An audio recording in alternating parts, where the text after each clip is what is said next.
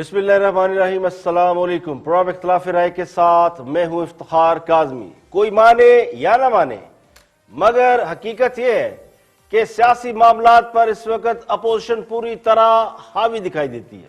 कल तक जो हुकूमत बहुत ताकतवर नजर आती थी और उसे ये जोम था कि इदारे उनके साथ खड़े हैं, वो सफेद करे या स्याह करे उन्हें रोकने वाला कोई नहीं, उसकी पोजीशन आज बिल्कुल यकसर तब्दील होती नजर आती है।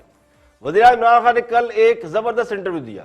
उस इंटरव्यू में उन्होंने कई मुकामात पे अपनी इंतजामी नाअहली का एतराफ किया और यह भी कहा कि हसास इदारों की रिपोर्टों को अदालत में सबूत के तौर पर पेश करके किसी को मुल्जिम साबित नहीं किया जा सकता, इसलिए वो नवाज शरीफ को गद्दार साबित नहीं कर सकते, क्योंकि नवाज शरीफ पर गद्दारी के इल्जामात बकौल वज़ीर-ए-आज़म सरकारी एजेंसियों की रिपोर्टों की बुनियाद पर है। तो एक तरफ तो खास साहब खुद ये मान रहे हैं कि नवाज शरीफ को गद्दार साबित नहीं किया जा सकता, तो सवाल यह कि जब आप किसी को गद्दार साबित नहीं कर सकते, तमाम तर ताकत, कुव्वत, इख्तियार और वसाइल रखते हुए अपने ही लगाए हुए इल्जाम को सच साबित नहीं कर सके, तो फिर इस इल्जाम पर तो आपको कौम से माफी मांगनी चाहिए या बार बार वही इल्जाम दोहराना चाहिए। या तो इल्जाम साबित करें या फिर कौम से मादद बनती है। तो वज़ीर-ए-आज़म साहब ने एक निजी टीवी को इंटरव्यू में नवाज शरीफ पर गद्दारी के इल्जामात एक बार फिर से दोहराए। नवाज शरीफ गद्दार है, ये आपकी असेसमेंट है, इंफॉर्मेशन नहीं है। इंफॉर्मेशन है जो कि स्टैंड नहीं कभी करेगी, क्योंकि एजेंसीज की इंफॉर्मेशन अदालत में तो नहीं स्टैंड करती। मसन क्या मुलाकातें की उन्होंने कुछ, क्या किस हमें पता है ये किससे मिलता रहा वहाँ, ये हमें ये पता है कि वहाँ पूरी इंफॉर्मेशन है कि किन किन से ये मिलता है। हुसैन हक्कानी इनकी कम्युनिकेशन स्ट्रेटजी चलाता है नवाज शरीफ की, वो बैठ के वहाँ से। हुसैन हक्कानी का हमें अगर आपको नहीं पता तो वो भी पता है कि वो जो जरदारी का केस था, जो नवाज शरीफ ने ही उसको जरदारी के खिलाफ अदालत में केस किया, मेमोगेट स्कैंडल के अंदर कौन था? हुसैन हक्कानी था, जो अमेरिका को कह रहा था कि आके पाकिस्तान की फौज से बचाओ असद जरदारी को। सर ये क्या बेबसी नहीं है वज़ीर आज़म की कि उसको पता है कि एक आदमी गद्दारी कर रहा है और उसके खिलाफ गद्दारी का मुकदमा नहीं चला सकता? नहीं, देखें फिर से मैं रिपीट करता हूँ, अदालत के अंदर आप केस तब तक नहीं ले जा सकते जब तक वो सबूत जो अदालत में स्टैंड करते हैं। You are working on it. देखें, वो एजेंसीज की रिपोर्ट्स के ऊपर आप अदालत में नहीं जा सकते, लेकिन आप उसके लिए सबूत तो इकट्ठे करेंगे ना, आपका इरादा है या लेकिन मुझे ये बताएं इमरान, क्या हमें नहीं समझ आ रही कि जो आदमी पाकिस्तानी फौज के आर्मी चीफ नाम ले लेके और ISI चीफ को हिट कर रहा है, क्या ये हिंदुस्तान की ज़बान नहीं बोल रहा? और हिंदुस्तान हमारा खैर ख्वाह है? क्या हिंदुस्तान, हमें कोई शक है कि हिंदुस्तान इस वक्त चाह रहा है कि पाकिस्तान की फौज की इसी तरह, जिस तरह कि पाकिस्तान की फौज कमज़ोर हुई पाकिस्तान की? एक मिनट देखें, लोगों को क्या नज़र नहीं आ रहा कि कोई भी ताकतवर मुसलमान दुनिया में एक पूरी साजिश है कि वो मुल्क चले। तो वज़ीर-ए-आज़म साहब फरमाते कि उनकी इंफॉर्मेशन है, लेकिन ये इंफॉर्मेशन कहीं स्टैंड नहीं करती। तो सवाल यह कि जब मुल्क का वज़ीर-ए-आज़म अपने मुखालफिन पर इल्जाम लगाए और यह भी तस्लीम करे कि वो इसे साबित नहीं कर सकते, तो उनकी हुकूमत का अखलाकी जवाब क्या रह जाता है? अब पता नहीं खास साहब अपोजिशन की यलगार से घबरा गए हैं या फिर उन्हें यह समझ नहीं आ रही कि अपोजिशन ने जो अटैक किया हुआ हुकूमत पर उसका जवाब कैसे देना है। लेकिन वो अपनी गुफ्तगू से जिन कमजोरियों का इतराफ कर रहे हैं, मेरे नजदीक तो वो वज़ीर-ए-आज़म के ओहदे के शायान शान नहीं है। नवाज शरीफ की तकरीर पर पाबंदी लगा दी गई, लेकिन खास साहब ने कई जगह पर खुद कौम को यह बताया कि नवाज शरीफ दरअसल क्या कह रहे हैं। अस्करी क़यादत का इतना नाम नवाज शरीफ ने नहीं लिया होगा जितना खुद खास साहब बार बार दोहरा रहे हैं। तो खास साहब लाख ये कहे कि वो अपोजिशन को NRO नहीं देंगे, लेकिन अपोजिशन तो उन्हें काउंट ही नहीं कर रही। कल मरियम नवाज शरीफ की तरफ से फौज को जो मुस्बत पैगाम दिया गया, सरकारी तर्जमान और उनका हमायती मीडिया उसमें से अपनी मर्जी के मतलब निकाल कर उसका पोस्टमार्टम करने में मसरूफ है। तो इस तरह की हरकतों सकनात से यह तो पता चलता है कि निशाना किसी ठीक जगह पर लगा है और चोट खासी गहरी है और घेरा तंग होता जा रहा है। मरियम नवाज ने फौज से आइन और कानून के अंदर रहते हुए बात करने पर रजामंदी जाहिर की है, लेकिन बिलावल भुट्टो के इंटरव्यू की तरह इस इंटरव्यू से भी मतलब या अपने मतलब के मानी निकालने की कोशिश की जा रही है। तो इसका जिक्र आगे चलकर भी करेंगे। लेकिन कोयटा के जलसे के बाद आज साबिक वज़ीर नवाज शरीफ ने सवात में भी जलसे से खिताब किया। आईजी सिंध के मुबैना गवाह की फौजी इंक्वायरी रिपोर्ट और मरियम नवाज की तरफ से फौज से मुज़ाकरात पर आमादगी का बयानिया मंजरेआम पर आने के बाद ये तवक्को की जा रही थी कि नवाज शरीफ अब हाथ हौला रखेंगे और सवात के जलसे में नवाज शरीफ किसी का बराह रास्त नाम लेने से गुरेज करेंगे। तो जेयूआई फे के साबका मरकजी सेक्रेटरी इत्तलात हाफिज हुसैन अहमद जो 2 रोज कबल ही साबका हुए हैं, वो नवाज शरीफ से खासे नाराज है, क्योंकि नवाज शरीफ पर तनकीद की वजह से मौलाना फजलुर रहमान ने उन्हें उनके ओहदे से हटा दिया। तो हाफिज हुसैन साहब ने आज एक जबरदस्त ट्वीट किया और ये लिखा कि नवाज शरीफ की डील हो चुकी है, अब नवाज शरीफ कोयटा के जलसे की तरह किसी का नाम लेकर दिखाए। वो नाम कतई नहीं लेंगे, लेकिन नवाज शरीफ ने हाफिज हुसैन समेत तमाम लोगों की उम्मीदों पर पानी फेर दिया जो ये समझते थे कि मुस्लिम लीग नून ने फौज से मुज़ाकरात की बात करके डील कर ली है या फिर यू टर्न ले लिया है। अब वो एस्टेब्लिशमेंट के हवाले से अपना हाथ बिल्कुल नरम रखेंगे। लेकिन मियां साहब वहीं से शुरू हुए जहां से उन्होंने कोयटा में अपनी तकरीर का इख्तिताम किया था। मैं कहता हूं कि जनरल कमर जावेद बाजवा व जनरल फैज हमीद जवाब दे कि उन्होंने पाकिस्तान के साथ के सलूक क्यों किया, उन्होंने पाकिस्तान को तबाही के गले में क्यों फेंका। वो कहते हैं कि ये नवाज शरीफ हमारा नाम क्यों लेता है। तो भाइयों, मेरे दोस्तों, समाज के जानसारों, आप ही मुझे बता दीजिए कि मैं किसका नाम लूं। मैं चंद आदमियों की लाकानूनियत और आइन शिकनियों का इल्जाम पूरी फौज को नहीं दे सकता। क्यों दूर में? ठीक है, जनरल बाजवा और जनरल साइस, आपने हजूर अपनी मर्जी की DIG तो बनवा ली, मर्जी के फैसले भी आपने हासिल कर लिए, नवाज शरीफ को वजारत उज़्मा से हटवा भी दिया। मुझे शहबाज शरीफ, मरियम नवाज और मेरे खानदान और पार्टी के लोगों को जेलों में डलवा दिया। मीडिया के जरिए हमारी किरदार कुशी अब भी जारी है।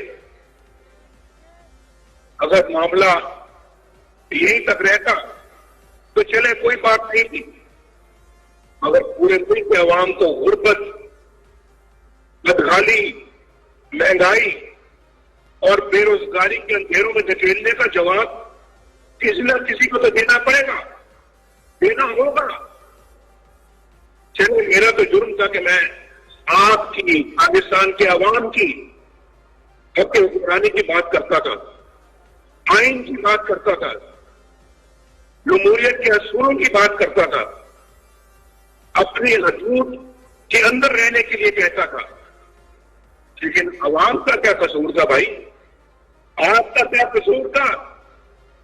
आपसे रोजगार क्यों छीन लिया गया? तो साबिक वज़ीर आज़म ने आज फिर डील के तासुर को न सिर्फ मुस्तरद कर दिया, बल्कि अस्करी क़यादत से अपने सवालात का सिलसिला अब भी जारी रखा हुआ।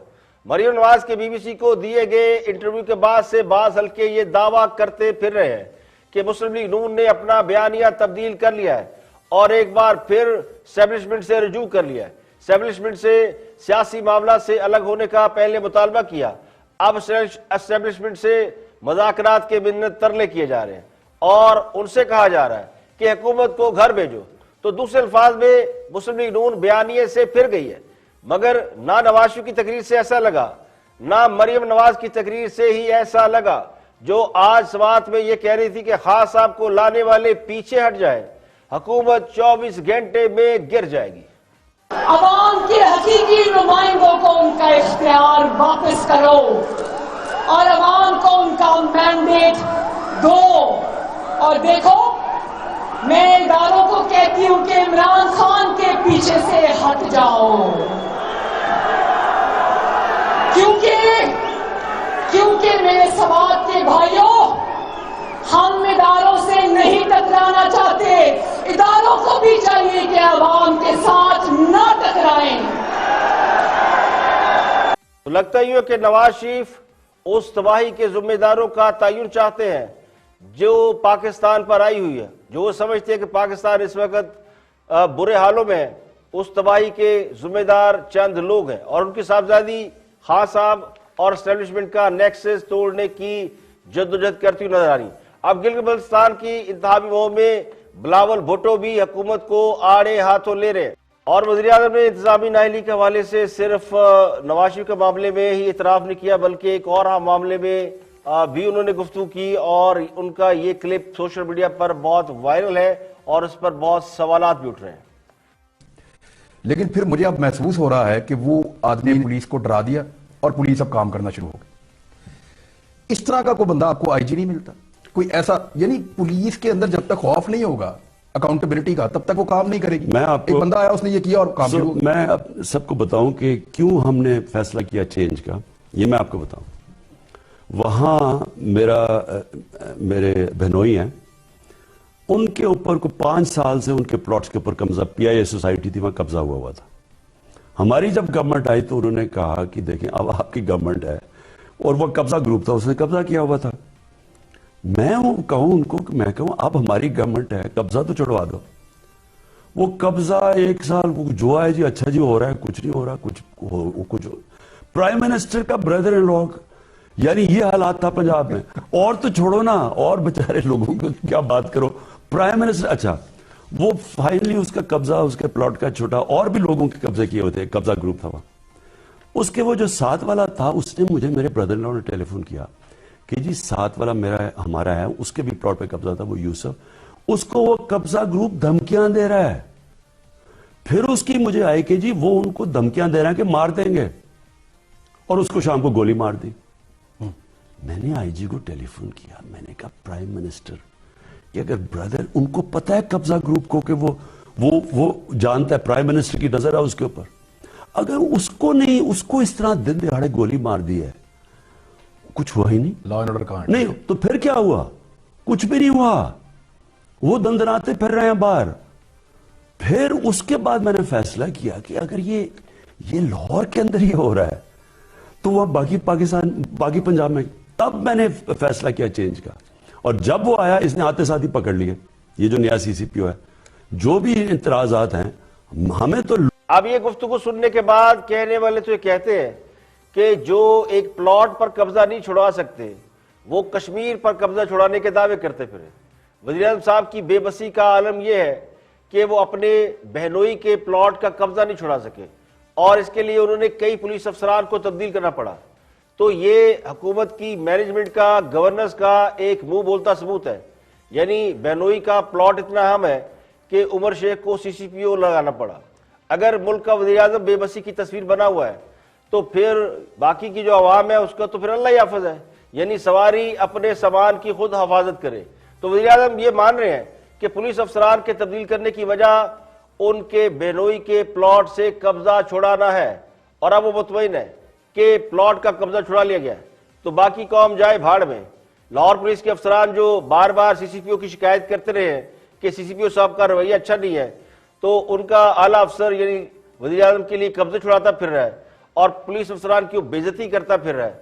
उन्हें भी समझ आ गई होगी कि सीसीपीओ साहब उस पुलिस को जो खास साहब के बेनोई का एक तवील से कब्जा नहीं छुड़ा सकी, तो फिर उस पुलिस की इज्जत करना तो बनती है। अब खास साहब दूसरे लफ्जों में अपनी काबिलियत भी बयान कर रहे हैं और हुकूमत की जो ग्रिप है मामलात के ऊपर वो भी बयान कर रहे हैं और वज़ीर-ए-आला पंजाब उस्मान बुज़दार की भी एबिलिटी बयान कर रहे हैं।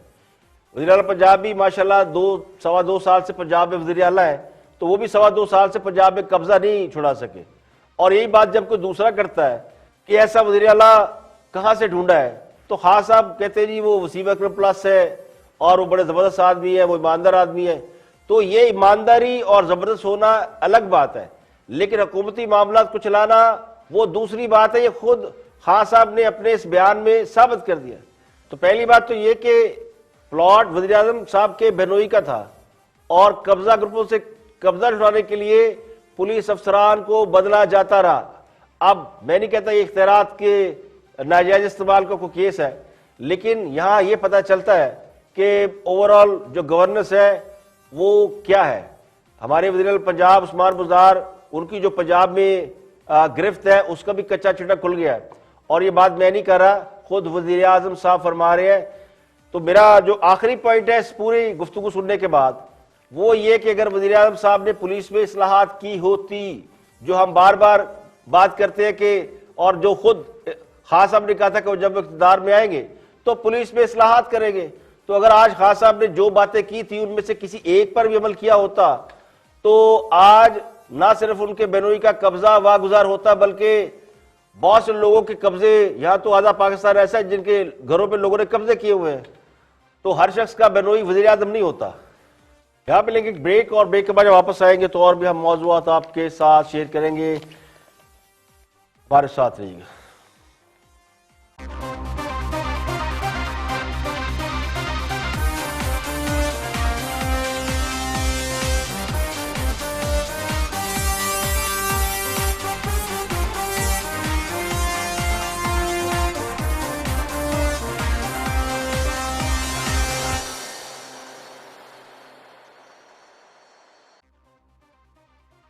Welcome back. आप देख रहे हैं प्रोग्राम इख्तिलाफ में इफ्तिखार काज़मी। आगे बढ़ते हैं और बात कर रहे हैं मुजीबुर रहमान शामी नुक्ता नज़र में मरियम नवाज के उस इंटरव्यू पर जिसमें उन्होंने फौज के हवाले से कुछ अहम बातें की।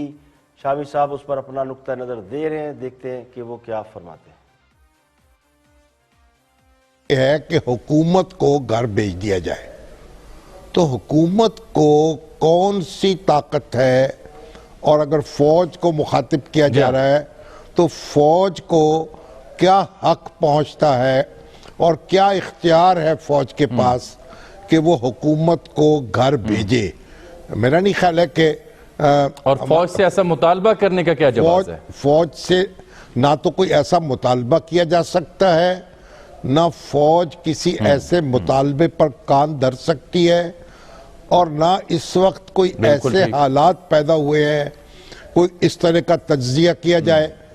मुझे तो याद आया कि 25 अप्रैल 1977 को एयर मार्शल असगर खान ने, जब जुल्फकार अली भुट्टो साहब के खिलाफ तहरीक चल रही थी, तो एयर मार्शल असगर खान ने फौजी अफसरों के नाम एक खत लिखा था, और उस खत में यह कहा था कि वो जो हुकूमत है मौजूदा, क्योंकि वो धांधली की पैदावार है, यानी भुट्टो साहब की हुकूमत, और एक वाकया हुआ था जिसमें एक नौजवान शहीद हो गया था, तो इन्होंने कहा इस हुकूमत का कोई गैर कानूनी हुक्म ना माना जाए। तो उसको ताबीर किया गया था इस बात से कि फौज को बगावत पर उकसाया जा रहा है या टेक ओवर की दावत दी जा रही है। तो अभी तो पाकिस्तान में आप देखिए इस वक्त कोई तहरीक जो है इतने जोरों पर नहीं आई, कोई डेड लॉक पैदा नहीं हुआ, और हुकूमत जो है एक कानून के तहत कायम हुई है, वोट के जरिए कायम हुई है। आप उस पर जो भी तनकीद करें और जो भी इल्जाम लगाएं, पूरी अपोजिशन जो है वो असेंबलियों में मौजूद है, वफाकी असेंबली में भी और सूबाई असेंबलियों में भी, और पीपल्स पार्टी की हुकूमत है सिंध में, पंजाब में हिज़्ब। मरियम नवाज के इंटरव्यू का अगर आसान अल्फाज में तर्जमा किया जाए तो शायर या शायरा ये कहने की कोशिश कर रहे हैं कि तुम ही ने दर्द दिया है, तुम ही दवा देना। यानी शायर दर्द देने वाले से कह रहा है कि मेरा इलाज भी अब आपके हाथों में है, क्योंकि दर्द आपने दिया है। तो आईनी तौर पर तो किसी को इख्तियार नहीं है कि किसी मुंतखब हुकूमत को घर भेजे, हाँ वो धांधली से क्यों ना वजूद में आई हो। लेकिन ये तो हमारी तारीख का हिस्सा रहा है कि कई मुंतखब हुकूमतों को महज एक शख्स के फैसले से या एक शख्स ने घर भेज दिया। अब चूंकि खान साहब की हुकूमत पर अपोजिशन का इल्जाम यह है, बुनियादी तौर पर उस इल्जाम को देखा जाए कि अपोजिशन कहती क्या है। अपोजिशन कहती है कि खान साहब अवाम के भरपूर मैंडेट से नहीं आए, उन्होंने वोट लिए होंगे, लाखों वोट लिए होंगे, लेकिन जो मसनद इक़्तिदार है उस पर उन्हें लाने के लिए धांधली की गई। तो जो कुव्वतें उनको इक़्तिदार में ला सकती हैं, अगर उन्हीं से यह मुतालबा किया जा रहा है कि वो उन्हें वापस घर भेज दे, तो ये मुतालबा गैर जमहूरी तो हो सकता है, गैर आईनी तो हो सकता है, लेकिन इसको आउटराइट गलत नहीं कहा जा सकता। तो लॉजिकल तौर पर अगर देखा जाए तो जिम्मेदारी उन्हीं पर डाली गई है जिन पर यह इल्जाम लगाया जा रहा है। तो अपोजिशन के नुक्ता नजर से देखा जाए तो आपको बिल्कुल ऐसा ही लगेगा कि जिनके साथ ज्यादती हुई है वो ज्यादती करने वालों से कह रहे हैं कि आप इसे ठीक करें, लेकिन जब मफादात का चश्मा आंखों पर लग जाए और हुकूमत के कहर से बचना हो तो फिर बहुत से संजीदा लोग जो हैं वो पतली गली से निकलना बेहतर समझते हैं। और इसी मौजूद पर बात कर रहे हैं साबिक वज़ीर शाहिद खान अब्बासी। मरियम नवाज के इंटरव्यू के बाद काफ़ी उस पर बात हो रही है, उसको एलेबोरेट कर रहे हैं, उसका सलीस तर्जमा कर रहे हैं शाहिद खान अब्बासी। देखते हैं कि वो क्या फरमाते हैं। नहीं तो वो तो फिर पार्लियामेंट से बातचीत होगी ना। नहीं, पार्लियामेंट से नहीं होगी, ये एक नेशनल डायलॉग आपको क्रिएट करना पड़ेगा, जिसकी बात हम 2-3 दफा कर चुके हैं। शायद साहब, जो पीडीएम का जो 26 नुकाती चार्टर था जो मंजूर हुआ था और आप पीडीएम के ओहदेदार हैं, तो उसका जो पहला नुक्ता है उसमें कहा गया कि ये हुकूमत जो है इसको एस्टेब्लिशमेंट ने इम्पोज किया, और फिर उसका जो 20वां नुक्ता है उसमें कहा गया कि expressing reservations on the rising interference of establishment in political matters and declared it a threat for the country and national institutions. तो एक तरफ आप कह रहे हैं कि एस्टेब्लिशमेंट सियासी मामलात से दूर रहे, दूसरी तरफ आप कह रहे हैं हम आपसे बातचीत के लिए तैयार हैं। जी, बातचीत जब एक नेशनल डायलॉग होगा जिसमें सारे स्टेक होल्डर्स होंगे, हर सियासी मसले का हल बातचीत से निकलता है, एक डायलॉग से निकलता है, या हम एक दूसरे जंग तो नहीं कर सकते ना। उसमें फौज भी शामिल है, वहां पर बात होगी कि जो आज हम गैर आईनी मामलात गवर्नेंस में पैदा हो गए हैं उनको कैसे दूर किया जा सकता है। लेकिन आपकी पार्टी के कायद नवाज शरीफ साहब जो हैं वो मुसलसल अपनी तकरीरों में जो फौज के सरबराह हैं उनका नाम लेके उन पर तनकीद कर रहे हैं। तो पहले आप उन पर तनकीद कर रहे हैं, फिर आप उनसे बातचीत करेंगे। नहीं, वो तनकीद उनकी जात पे नहीं कर रहे, वो तनकीद उनके अमल पे कर रहे हैं, जिसका उनको हक हासिल है, हम सबको हक हासिल है। अच्छा, अब जो बातचीत होगी ये इदारों के दरमियान बातचीत है। ये कैसे, जरा समझाएं। मैं समझाते, तो मैंने आपको पहले भी समझाया है। एक डायलॉग करना है आपने, मैंने आपको बताया था 6 स्टेक होल्डर्स हैं, इसमें फौज है, इंटेलिजेंस के इदारे हैं, पॉलिटिकल सेटअप है, उसके अंदर मीडिया भी है, नैब भी है, जुडिशरी भी है, ये 6 स्टेक होल्डर्स हैं। आपने एक टेबल पर बैठना है और आपने फैसला करना है कि हम किस तरह मुल्क को इस आजमाइश जिसमें आज हम हैं निकाल। देखिए, फौज दीगर इदारों की तरह रियासत का एक मोतबर तरीन इदारा है, और मुल्क के अहम और हसास मामलात में अगर हुकूमत नाकाम हो जाए या कोई बहुत बड़ा बहरान पैदा हो जाए तो फिर रियासती इदारे अपना किरदार अदा करते हैं, क्योंकि रियासत बुनियादी तौर पर इन्हीं इदारों के ऊपर खड़ी होती है, इन्हिसार कर रही होती है। तो मुल्क चलाना सियासतदानों का काम है, जो इंतखाबात लड़ते हैं, मुंतखब होते हैं, पार्लियामेंट में आते हैं और हुकूमत बनाते हैं। इसके लिए पार्लियामेंट एक इदारे के तौर पर यानी वो एक एक्ट करता है। तो जब सारे इदारे मिलकर बैठने की बात हो रही है तो पार्लियामेंट एक इदारा है और बाकी रियासती इदारे ये सारे मिलकर काम करते हैं, और अगर पार्लियामेंट फाल ना हो तो फिर दीगर रियासती इदारे उनकी जिम्मेदारी और ज्यादा बढ़ जाती है। इसके लिए इदारों को डायलॉग करना पड़ता है, रास्ते देखने पड़ते हैं। तो आइन में इसकी गुंजाइश मौजूद है, लेकिन चूंकि रियासती इदारों में फौज सबसे ऊपर आती है, इसलिए जब भी रियासती इदारे की बात होती है, रियासती इदारों की बात होती है, तो फौज का नाम सामने आ जाता है। तो असल मसला डायलॉग का है। अपोजिशन ये समझती है कि हुकूमत चूंकि नाकाम है, इसलिए इस डायलॉग में अब हुकूमत को माइनस कर दिया जाए और रियासती इदारे अगला लाएअमल बिल कर दें, यानी बैठे और बात करें और बताए कि आगे क्या करना है, क्योंकि मुल्क तो चल नहीं रहा उनके बकौल। हुकूमत ऐसा नहीं समझती। हाँ, सब तो समझती है कि वो माशाल्लाह बहुत कामयाब है और उनकी जमात भी समझती है, तो ये उनकी अपनी सोच है। तो जो पुराने और घाक किस्म के सियासतदान या जो संजीदा हल्के हैं वो ये समझते हैं कि डायलॉग से मुराद किसी को इक़्तिदार संभालने की दावत देना नहीं होता या हुकूमत को फारग करना नहीं होता। मैं मरियम नवाज का कोई तर्जुमान नहीं हूँ, लेकिन मैं इसको जो मैं समझाऊं उसको मैं ट्रांसलेट कर देता हूँ कि फौज से बात करने का मतलब रियासती इदारों से गुफ्तगू करना है, डायलॉग करना है। और अपोजिशन डायलॉग हुकूमत को शामिल किए बगैर करना चाहती है। तो ये अपोजिशन का मुतालबा है, डिमांड है। अगर रियासती इदारे इस मुतालबे को जायज समझते हैं, ठीक समझते हैं, तो फिर वो आगे बढ़ेंगे। लेकिन अगर समझे कि ये बात नाजायज है, ठीक नहीं है, तो जाहिर है फिर कोई और रास्ता होगा।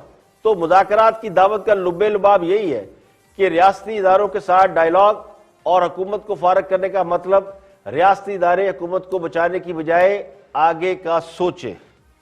यहां पे लेकिन ब्रेक, और ब्रेक के बाद जब वापस आएंगे कुछ और भी हम मौजूआत आपके साथ शेयर करेंगे। हमारे साथ रहिएगा।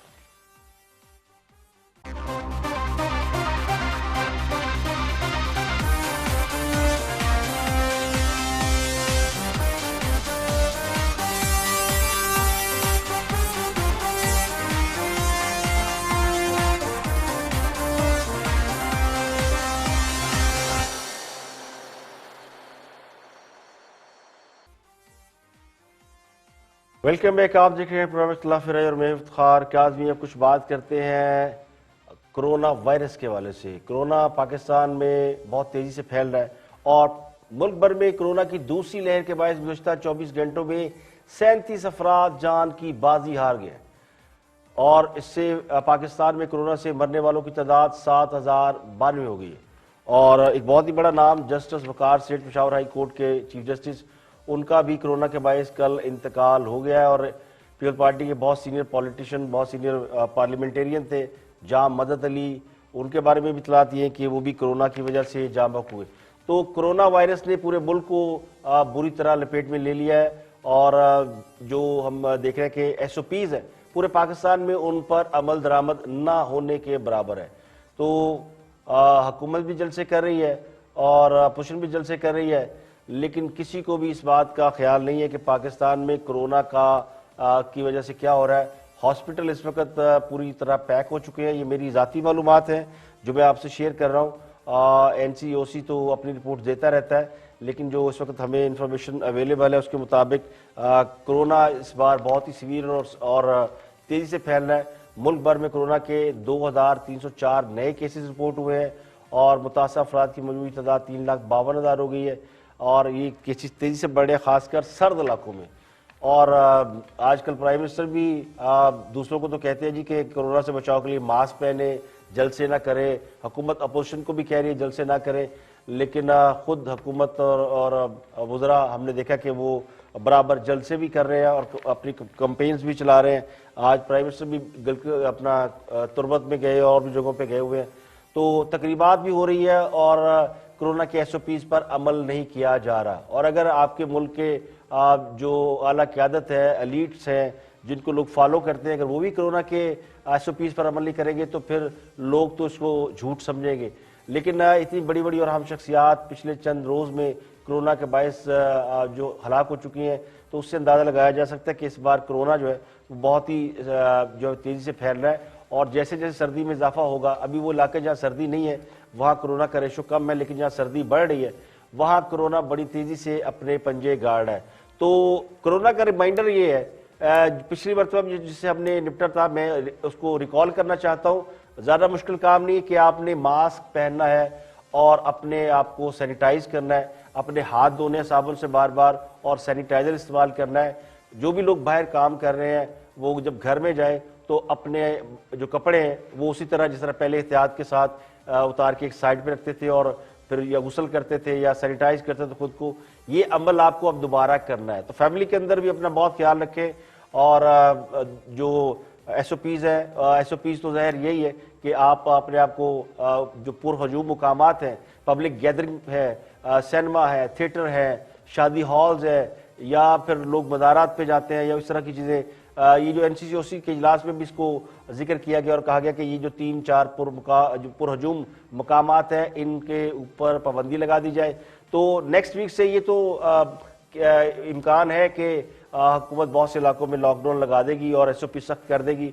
और जिस तरह लॉकडाउन में, पिछले लॉकडाउन में हमने एक SOPs निकाले थे जिसमें बाजारों के खुलने और बंद होने के औकात थे और उसके अलावा स्मार्ट लॉकडाउन यानी सिलेक्टेड एरिया को एलोकेट किया गया। तो इस बार भी ये सब होने जा रहा है। तो अभी से आप खुद को अलर्ट रखें और अपने आप को दोबारा ये समझे कि अगर आपने ये सर्दियां गुजार ली तो मौसम बहार भी देखेंगे और गर्मियां भी देखेंगे, और ये गुजारने के लिए ज़रूरी है कि अपने आप को प्रोटेक्ट करें और खुद को, वो कहते हैं ना कोरोना से डरना नहीं लड़ना है, तो हमने पहले भी कोरोना का मुकाबला किया, अब भी कर सकते हैं, लेकिन लोग ये समझ रहे कि कोरोना एक दफ़ा आके चला गया तो वो गलतफहमी अपने ज़हन से निकाल दें। इस वक्त कोरोना जो है इतलात ये है कि बड़ा यानी उसका कमबैक हुआ है, दूसरी लहर पूरी दुनिया में इसका असरात है, सिर्फ पाकिस्तान में नहीं है बल्कि पूरी दुनिया में ये देखने में आ रहा है कि कोरोना की वजह से हलाकतें बहुत तेज़ी से बढ़ रही हैं।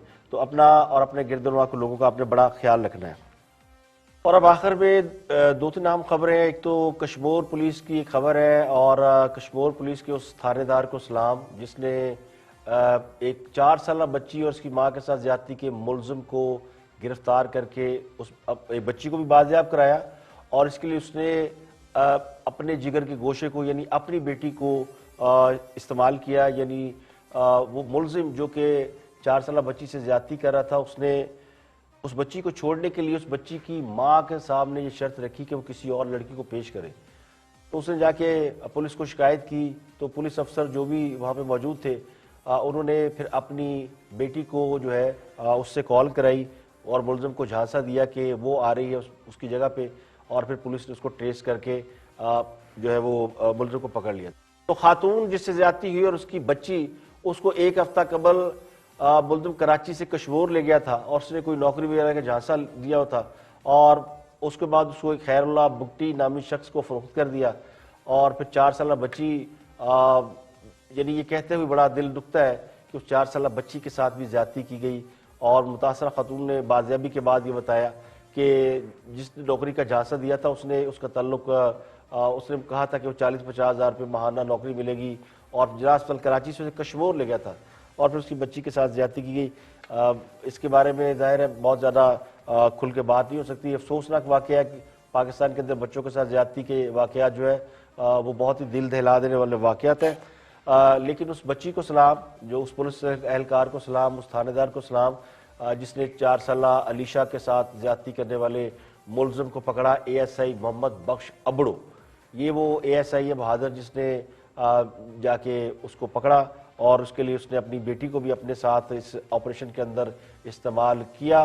तो उसके लिए सिंध पुलिस भी रिवॉर्ड का ऐलान कर रही है और भी उसको लोग सराह रहे हैं। तो ज़ाहिर है पूरी कौम ऐसी बहादुर बेटी को सलाम करती है जो कि जिसने इस मिशन में हिस्सा लिया, और इस मुलज़म पे 100 बार लानत, 1000 बार लानत, और इस तरह के तमाम लोगों पे लानत, और उनको माशरे से एलिमिनेट करना ज़रूरी है जो इस किस्म की हरकतें करते हैं। इसके लिए बार बार ये कहा जाता है कि कम से कम बच्चों से ज्यादती के लिए खुसूसी कोर्ट्स कायम की जाए, खुसूसी लॉ बनाए जाए। अगर ज़ैनब केस में जो कसूर में हुआ था उसके बाद ये कहा गया था जी कि इस तरह के केसेस जो है वो बहुत तेज़ी से ट्रायल किए जाएंगे और मुलज़मान को फौरी सज़ा दी जाएगी। अगर उस पर अमल हो जाता तो फिर ये सारा मामला जो है वो ये ना होता, कम हो जाता। लेकिन अफसोस की बात यह है कि हम बातें बहुत करते हैं, ऐलानात बहुत करते हैं और इस तरह के सानहात पे रोते भी हैं, मातम भी करते हैं, लेकिन प्रैक्टिकली हमारी जो परफॉर्मेंस है वो ज़ीरो है, हम इसके ऊपर कोई एक्ट नहीं करते। तो ये आई ओपनर है एक बार फिर कि अगर इस पर कोई काम ना किया गया, इस पर कानून साजी ना की गई और इस तरह के मुलज़मान को कैफरे किरदार तक ना पहुँचाया गया, सरेआम ऐसे लोगों को फांसी होनी चाहिए। मैं गो इसका हक में नहीं हूँ कि लोगों को सरेआम पब्लिक आप हैंगिंग करें, लेकिन इस किस्म के मुलज़मान को पब्लिक हैंग ज़रूर करना चाहिए जिनको इतनी शर्म नहीं आती। यानी इस पे कोई अल्फाज नहीं कहने के लिए कि एक 4 साल बच्ची जो शायद ठीक तरीके से बात भी ना कर सकती हो, तो इतने आप हवस के वो है। तो ये इस पे उस ASI को भी सलाम और उसकी बेटी को भी सलाम, और इस तरह की जो कौम की बेटियां हैं वही जो है वो इस मामले को मुझे लगता है कि मर्दों में तो कोई रहा नहीं, मर्द तो हवस के पुजारी है। तो कौम की बेटियों और बहनों से तवक्को की जाती है कि वो आगे आएगी और वही इस मुल्क के हालात को सीधा करेगी। मेरी नज़र में तो ये जो हम जैसे नामनहाद लोग हैं ना, जिनको so called male dominating society, ये कुछ कर नहीं सकते। आज के लिए इतने, कल फिर हाजिर होंगे मजीद खबरों, तबसर, तजियों के साथ। प्रोग्राम खिलाफ राय से इफ्तिखार काज़मी को इजाज़त दें। अपना बहुत बहुत ख्याल रखिए।